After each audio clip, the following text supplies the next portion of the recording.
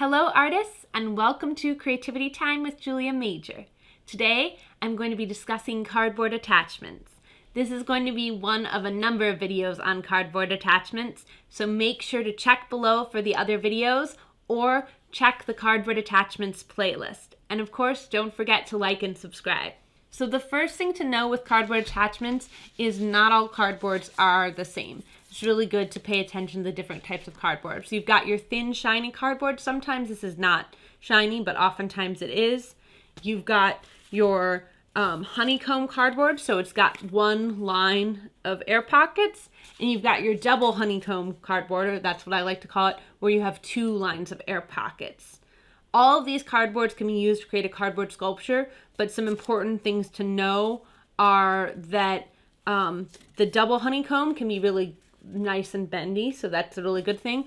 But if you're doing scoring, which is a technique I'm going to show in just a bit, you can end up like poking through and making it jagged. So that's something to know. The thin cardboard is really nice and dense for how thin it is, but obviously it's like a little more flappy, a little less stiff. There are also other kinds of cardboard. Sometimes I come across a really dense, really stiff cardboard that can be very difficult to cut. So I do recommend, if you have enough cardboard, to just cut off a little piece to begin with as a tester. That can be a good thing to do before you start a project and realize that a cardboard is next to impossible to cut with. There's a lot of different kinds of scissors that you can use. You can use sort of your everyday kitchen scissors or normal art scissors. You can use what I call a small scissors. I never call these a kid scissors because I use them all the time. They're really good for certain things, and so I just call them a small scissors. And then there's what's called canary scissors, which is a particular brand, and these cardboard scissors are particular for cardboard. You want to make sure when you're cutting with them, you cut like this and never like this. So the first technique I'm going to show you is called the score and bend. It's actually not an attachment technique, but it is something that you can use as an alternative to attachment. It works really well. So you're going to get your piece of cardboard. Then you're going to take a small scissors and hold it right up with your finger on top and press. Go across it, score, and then bend. If you don't do a score and bend, it's going to want to bend where you see, not on all cardboard can you see this, but if you see the lines here, you can tell that this cardboard wants to bend this way. It does not want to bend this way. If I try to bend it this way, it's going to look really messy unless I score it. And if you have a cardboard that has more of a honeycomb to it, it is a little likely to sort of get ragged. I can show you here when you score.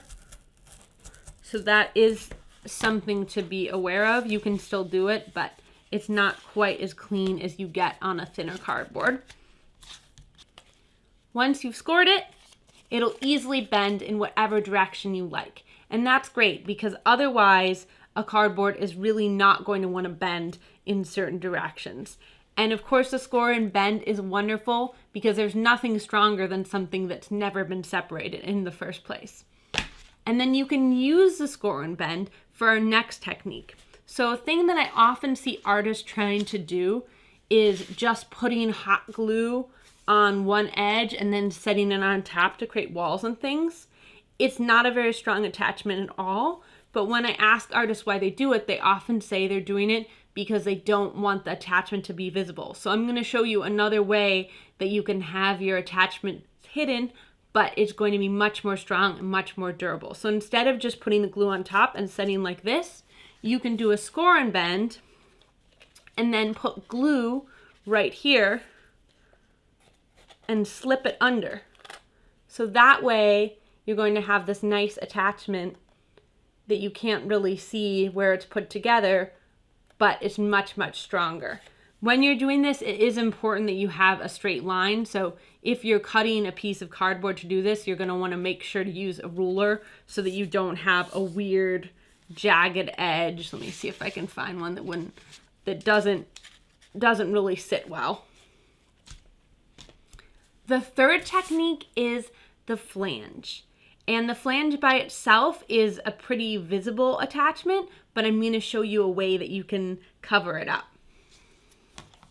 So if you take this and you just put glue on it, again, there's almost no surface area. It would be as if I am hanging from one of those Velcro walls by just a pinky finger with Velcro on it. I'm going to fall down. But if I have a whole suit of Velcro on, that's going to keep me on the wall because there's more surface area that's touching. And that whenever you're trying to ask yourself if something is a strong attachment, look at how much surface area is touching.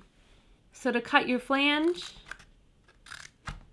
and the flange refers to the whole thing, the whole collar, not any one individual tab. You go like this, and then you just push these up. And then you sort of fold them out like roots. And then what you'll do is you can put a little of low temp hot glue or tacky glue to set it on. I don't tend to recommend using glue stick for cardboard to cardboard because it's not very strong, but if you have nothing else, you can try it. So this is going to be much stronger than just setting on top, but some kids don't like this being visible.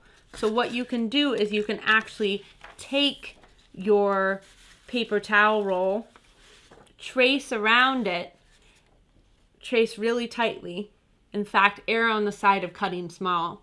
Cut out the circle after you've traced, and then you can stick your flange through the circle so that you can cover up the flange with a paper. You can also use a similar technique to cover up other kinds of attachments.